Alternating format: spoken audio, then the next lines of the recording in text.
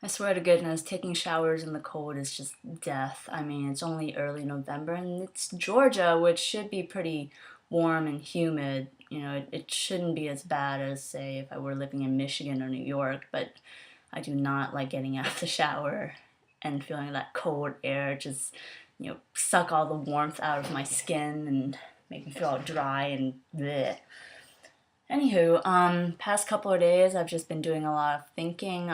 Talked to a lot of older, wiser people who've had more life experience, and came to a couple of different conclusions. Not so much conclusions, but I've had random thoughts that made a lot of sense, so I thought I'd share them to you on my blog. Well, first, I know I've hopped around from relationship to relationship, and some of them were with really good people, really good, decent quality people, and most of them with really crappy, broken people like myself. Um, anyway, things end as they do. A smart friend of mine once said that all things are doomed to end until one doesn't, um, which seems pretty simple, but if you think about it, most people don't think about that. I mean, he's a very perceptive young man. Um, Anywho, I've been thinking about all the past relationships I've had when I've gotten totally hurt, obliterated at the end, and that was because I felt like I gave everything, gave my all. I guess if you believe in, putting your heart, as cheesy as it sounds, into making it work with someone. Um, and it didn't work out, so, in the end, I left feeling broken and, ugly and unwanted and just miserable. And that happened with the people who were not great people, and it happened with people who were really good people, people I still care about, who I still maintain contact with. Um, I've thought about it.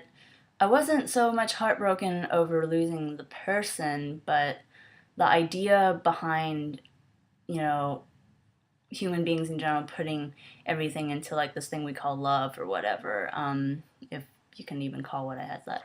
Um, it just stems from our need to be validated, to feel like we're worthwhile. So, people write books, they have movies and TV shows and just all these self-help books and all sorts of things for the human race to find that special someone or whatever. Um, and all of it is a lot of crap.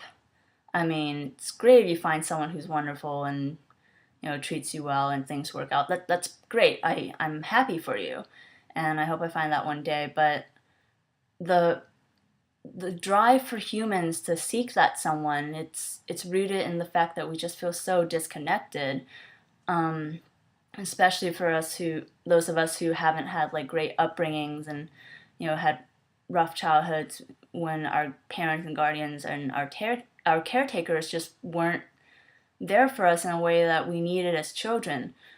We strive to find these people who will who we think will provide us with that, that support and that nurturing that we didn't get when we were little. Like that kind of thing just grows with you. You never really truly get rid of it. I mean, it's a driving force. It's why when things go wrong, we get so hurt, because we're brought back to that point in our childhood when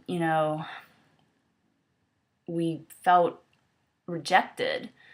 And I know for me personally, this has a lot to do with like my own upbringing. My mom was pretty much absentee, and my father was a raging abusive alcoholic.